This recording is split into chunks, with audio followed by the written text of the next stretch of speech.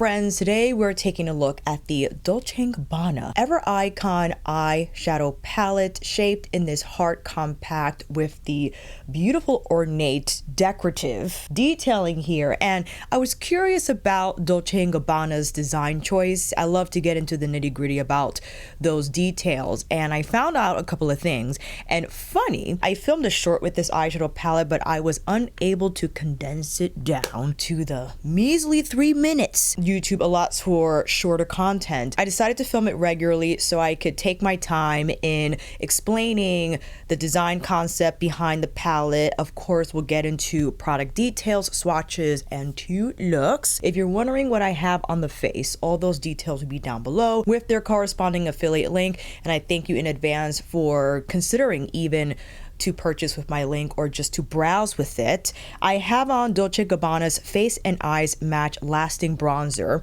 in 03 Medium, a more honey caramel tone for my complexion, adds nice like a brightening effect, and their Cheeks and Eyes Matte in 06 Playful Rosewood for the blush, and maybe some Dior Glow Maximizer with the new highlighter tossed on top. I think that's a lovely combination.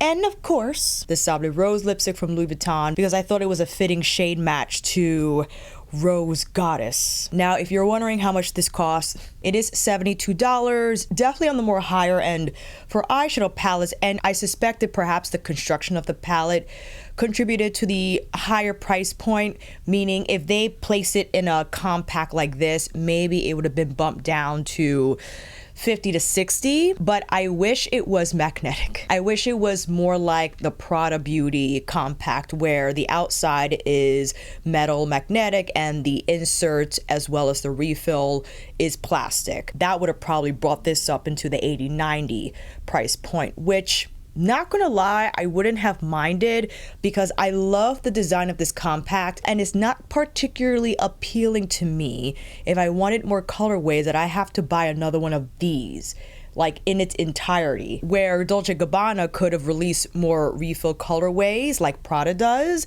and I could have just had the one compact. So that is my one prominent critique about this particular product. But going into what Dolce Gabbana describes as their Devotion Sacred Heart motif, a symbol that runs through their jewelry, handbags, and now beauty, the raised relief and radiating motifs are steeped in Italian Baroque tradition, reinterpreted here in a polished gold. It's less of a makeup case and more of a miniature icon, an object designed to be cherished as much as it is used. If you are a hardcore luxury beauty collector, or if you have an eye for unique packaging, this probably did end up on your radar, but it's not a must. Just letting you know what this design was about. But the first time I saw this compact, I immediately thought of Sailor Moon's Moon Prism Power Compact. There are a couple of makeup releases where those different Japanese makeup companies collaborated or licensed Sailor Moon, and then they created like a powder compact that resembled Usagi's Sailor Moon Prism Power design when she would transform. Thought of that immediately. It is giving Magic Girl transformation vibes all the way, but it definitely has that,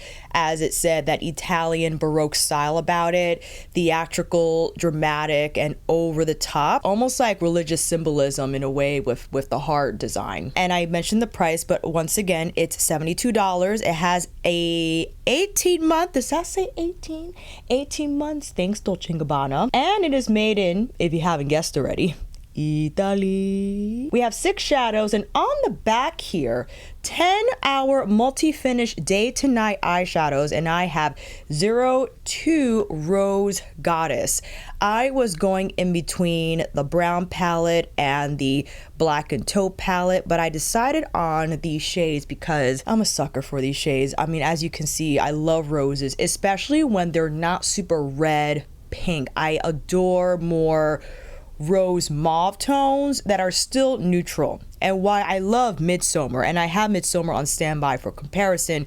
If you want to check out that comparison right away and not see the swatches or the looks, you could just hop over to the timestamp by scrubbing the time bar here or going down in the description box to grab it. You have a diagram on the back of the palette to kind of guide your look, meaning is, for instance, it says 1 day and night crease, and they're referring to this shade here, or the center shade, it's labeled as number 4 day and night top. That's your designated designated sparkler topper shade, which kind of reminds me of the YSL topper shades, that soft, powdery, floaty texture that could be a pain to deal with, but this one's not too bad. So let's begin, shall we, with the first shade here. It's like a medium tone rose matte. And I know you're seeing that pigment and you're like, oh, Dolce Gabbana. I was surprised as well. We'll get into it when we start these looks, okay? This is labeled as 3, the outer lid day shade, to pair with the first one if you want a little bit of shading. And the third is for night, the deepest matte in the palette. Here you have your night lid metallic shade,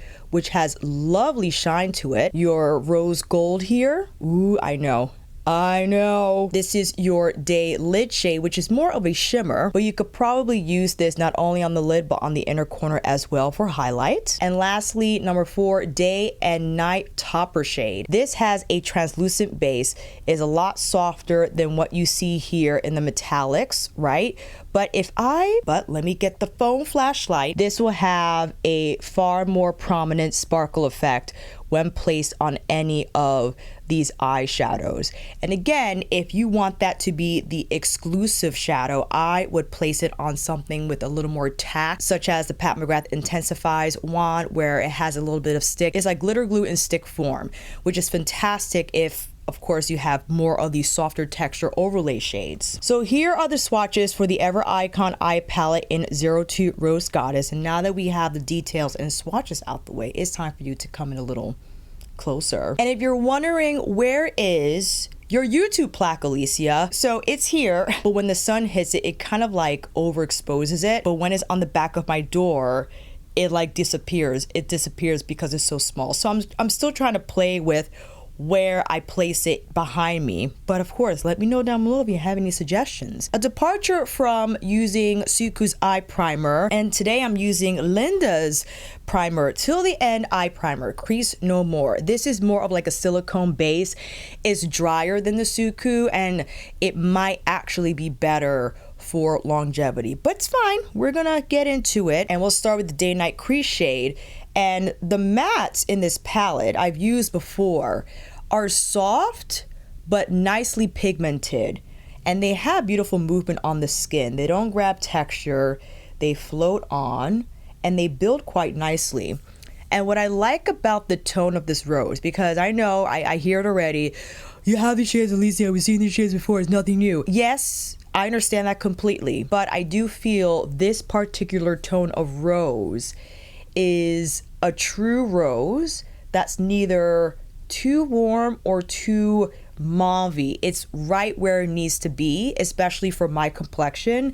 I sit on the neutral, a little golden side of things, and I think this is a flattering shade because, as you see, I can just slap on mascara and I have a beautiful haze effect just from that shadow alone. If you wanted to go in with the topper shade, I would suggest that you follow up again if you have something like the Intensifies, but just to show you what could happen if you decide to place this on the matte. It has, I think, good enough adherence to provide a lovely twinkle effect on the lid, but if you want something more robust in terms of it looking completely glass-like, then I would say go in with another serving of primer or another serving of your glitter glue type of product. But I think that's so pretty. And you could follow up with the night shade, and we can do just that. Let me not use too thick of a brush because I want to keep this application rather tight to the lash line. And this particular matte has great coloring where it will provide shading, but it's not so smoky that it doesn't appear too high contrast. So just a little shading along the lash line if you wanted more definition, but I could follow up with a VBB liner or my Prada liner. It doesn't have to be one or the other, right? You could cocktail as much as you want. And just so you can check out what the medium shade is doing, because this was the designated day outer crease shade or outer lid, and it gives a little bit. So it's not going to provide that same amount of smoke that you will definitely see from this color. But we're gonna follow up with it anyway, just so you can see the difference between the two. I am following up with that first matte here on the lower lash line and ensuring that the edges of that first application are smoothed out. Yes, yes. As well as the inner corner, and using what they designate as the day shade. Now, this is a little thicker than the topper. It is a more traditionally formulated shimmer powder, but you most certainly can layer this over the champagne shimmer if you wanted to get more of like that twinkle effect from the inner corner. And to see now the darker matte will give, and you don't necessarily have to use this same color shadow through the crease. You can use this color instead just to bump up the depth of your eye look for sure. But now going in with the darker matte, and I like to place it first by tapping down. Or you could go in Natasha Denona style where she likes to plop down the darker matte first and then use a lighter matte to blend the edges. But I am quite pleased with how these mattes layer. You see that it layers evenly. It doesn't look uneven. It doesn't look splotchy whatsoever. So rest assured, if you're gonna layer mattes in this way, you'll be quite successful with that technique. Because I know depending on how the mattes are formulated, sometimes you can't get away with that layering, how it kind of just disappears on you. It kind of floats away. It's like, where'd you go? And I'm just following up with a little more shading here on the outer part of my lid. And now going in with the night metallic with the shader. It's my Sonia G T7, and the metallics apply well with a brush. Pretty even on that application. Of course, if you want it a little more, you can go in where it appears more metallic heavy. But I have to say, a brush application is enough where you don't want so much shadow on the lid, and it moves quite well once it's there. It doesn't just stay on one spot, it doesn't cling. So rest assured that metallic will appear smooth upon application. And of course, you can go in with the middle shade and tap it over to create more of that twinkle effect. And following up with the same shimmer that we applied on our inner corner for our first eye, but now on this eye, a little more matte here on the lower lash line, using a stiffer shadow liner brush to create a little more depth here along the lash line. All right, let's apply these lashes and I'll be right back. And here are the final looks using Dolce Gabbana's Ever Icon Eye Palette in 02 Rose Goddess. Again, what I enjoy about this compact and the eyeshadows in general is just ease of use. The consistency is amazing. I knew they would be good, but I didn't know they'll be fantastic. I was quite surprised actually the first time I used this palette from when I purchased it at Nordstrom a few weeks ago. And when the makeup artist at the counter used these shadows for my makeup, I looked at my eyes, I'm like, that's not bad. And when I used it myself, I immediately recognized how beautifully formulated these mattes are. They're soft, but they give great coloring, and how they layer, they don't escape, they don't just float away, they're there to stay. And I think the color science for these roses specifically, fantastic. As I said before, even though they might lean a little red on camera because it might be the saturation, in person they appear more rose in tone and more neutral overall. And with Sable Rose, it's just, my gosh, I love what's happening. Especially the darker matte. This matte surprised me because I felt how soft they were in the swatch. And I was anxious to see if, because this happens sometimes when layering mattes, especially on the outer lid, that outer lid shade doesn't stick. It just kind of disappears and it looks splotchy, uneven, and you don't get that smoked out effect you're trying to build. This matte sticks, and I was pleased to see that. Even the middle shade, super soft, powdery, different texture from what exists between these two. And you can see it's not so glaringly super shiny, but I do appreciate the fact that Dolce Gabbana included a twinkle-like shadow in the palette that can be layered. And again, you can see the texture here on my fingertip is very soft, but again, it sticks pretty well. To find that it actually adhered somewhat on top of a matte was encouraging. It encouraged me to use the shade more often, that it didn't float away, because sometimes the YSL ones, they could float away depending on the quad. Some quads are better than others with that over top sparkly shade. There's some inconsistency there, but I have to say, I love the one from Dolce Gabbana. It's pretty. Now, I had to bring out Viseart's Midsommer, which was one of my most favorite releases this year, because we have a whole slew of rose mauve shades, but I wanted to quickly swatch this brown here, comparing it to what's found in the Dolce Gabbana palette, and you can see why I adore this. It's like a dark burgundy, like a deep burgundy rose, and this is more of like a straight up espresso. And to have that burgundy undertone, I just think adds an entirely different character to the eye, where yes, it's smoked out, but the burgundy makes it appear softer. Why I love retro so much. And again, it's like that dead rose effect on the eyes. And how about another one here? I could swatch this one, which, let's see, compared to, I'll swatch it right here.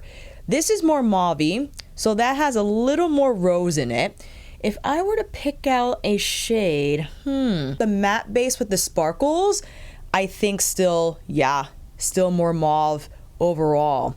But from the metallics, surprisingly, this I think is more icy than what exists in the Dolce Gabbana palette for sure. Dolce Gabbana is more light gold champagne, and we have a beautiful duochrome here that we don't have in the Dolce Gabbana palette, and I could swatch this right at the top of the wrist. So that will be a lovely inclusion to just pop it here on the lower inner corner, or have it as the inner corner highlight shade. But there isn't a dark rose gold metallic from Midsommer. I think Midsommer, compared to Ever Icon, surprisingly, is more cool tone. And if you're thinking about Babylone roses from YSL, that's more purple rose. I mean, I could get it. Hold on. I'm just gonna bring the whole tray.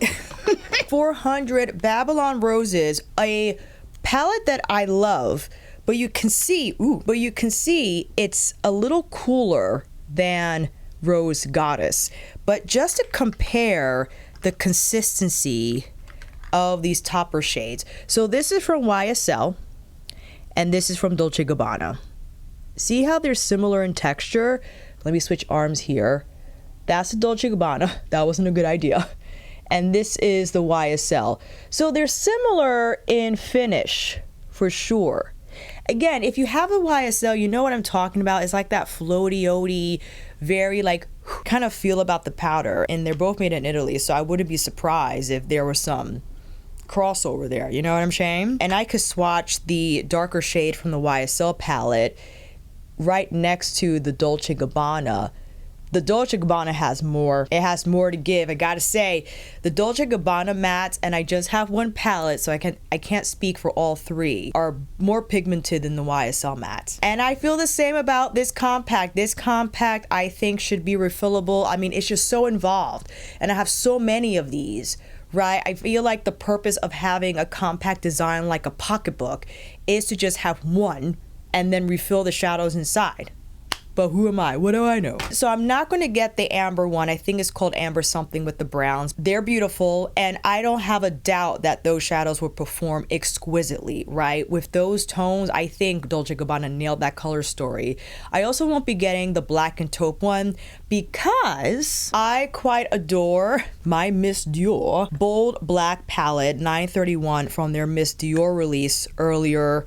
Well, not earlier this year, like around fall time, designated black shadow smoky palette. But I prefer this color story than the Dolce Gabbana one because the inclusion of this mint is genius. I don't know what it does. It just kind of influences the entire smoky look to have a little bit of pizzazz, not in a glittery, dazzling type of a way, but just a nice change of undertone when it comes to, your inner corner highlight, or even if you wanted to apply this on the lid with the black shadow on the outer corner.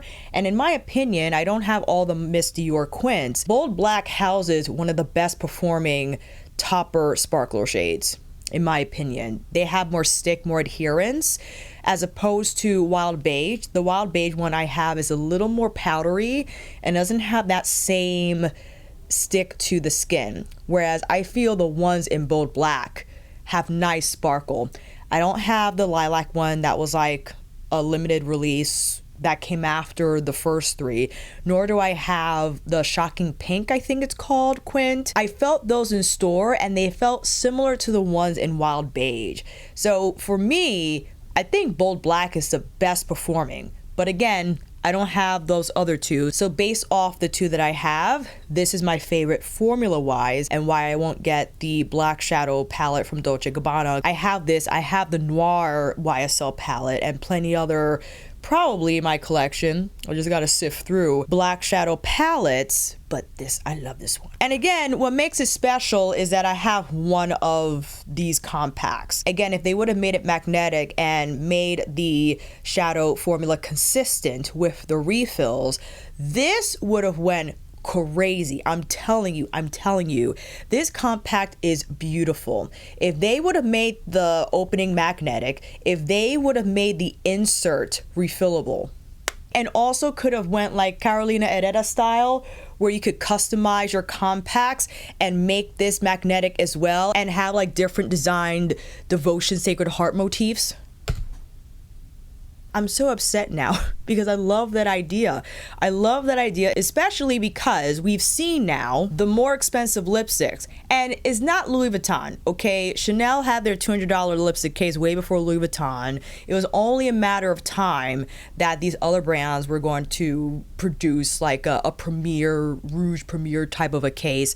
I think Dior had their case out before Louis Vuitton as well, and that's like $530 because it's ceramic and 18 karat gold, okay? It is up there. And recently we learned that Tom Ford is releasing their like lipstick reserve case that's going to retail for $150. I was at Bergdorf with our friend Wayne, unsolicited iVice, and I was telling the rep at the time, hey, when are we gonna see like a super duper deluxe lipstick case from Tom Ford? And lo and behold, that post dropped.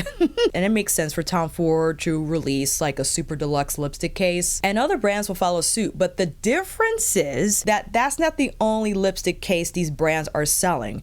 You can still buy lipstick from Chanel, Dior, and Tom Ford at a much lower price point, be it still expensive because it is still luxury beauty, unlike Louis Vuitton, where that's the only lipstick option that they have. And if you wanted a La Bouteille Louis Vuitton lipstick, you will have to drop the $160. Versus if you wanted lipstick from Dior, you most certainly could get their Dior Addict, their Dior Rouge, right, at far lower price points than their Rouge Premier. Same thing with Tom Ford. Like, they have slews of different lipstick formulas. Same thing with Chanel, okay? But the Tom Ford lipstick case I love because it looks like Metropolis. It has that Art Deco architecture element about it, and it comes in like the Tom Ford mahogany and all gold. Ooh, which one are you guys? I know some of you are thinking about getting that lipstick case. I know for sure. And it's funny, someone was saying how it's appalling, they use that word, appalling that someone could spend so much money on a lipstick case and not know that high price when on the lips. Yes, they are correct. Not the appalling part, but correct, where you wouldn't be able to tell what I have on my lipstick is $160. I think someone decides to spend that money is because, again, they love the packaging, they love the experience of the packaging, and they just like to invest in their pieces that are going to last longer than something made out of plastic or a cheaper material, and it's something that they could pass down generations because it's not going to break down. And that reminds me of like fountain pens, right? Now, you could definitely tell a fountain pen from like a Bic pen, right? Like just the cheapest of the cheapest inks when writing side by side. You could tell what's like a fountain pen ink versus like a ballpoint pen ink. But when just dealing with fountain pens, and maybe I'm wrong, you can let me know down below, will you be able to tell what ink came from a $100 fountain pen versus one that costs $5,000? And in the stationery world, okay, which is a whole different thing, there are people who spend thousands and thousands of dollars on their pens.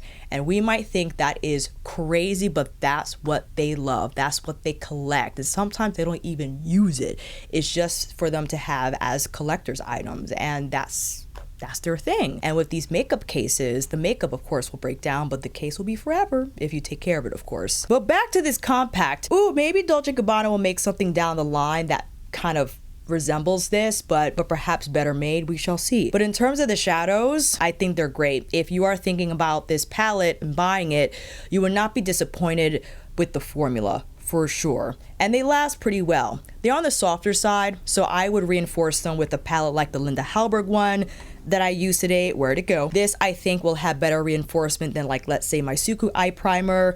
But sound off below, have you tried Dolce Gabbana's Ever Icon eye palette? What do you think about the shadows? And if you made it this far, make sure you like this video by clicking the thumbs up. It helps me immensely in letting the YouTube algorithm know that I am worth watching, and will now continue recommending my videos not only for you to watch, but other eyeshadow enthusiasts such as yourself. And of course, consider subscribing, because if I drop another upload, you'll know immediately when that happens, especially when you click that notification bell. If you're a returning subscriber, I appreciate the watch, but if it's your first time here, please stay, peruse more. Maybe I'll see you in this video here. I'll definitely see you down in the comments for this one. And on here again next time.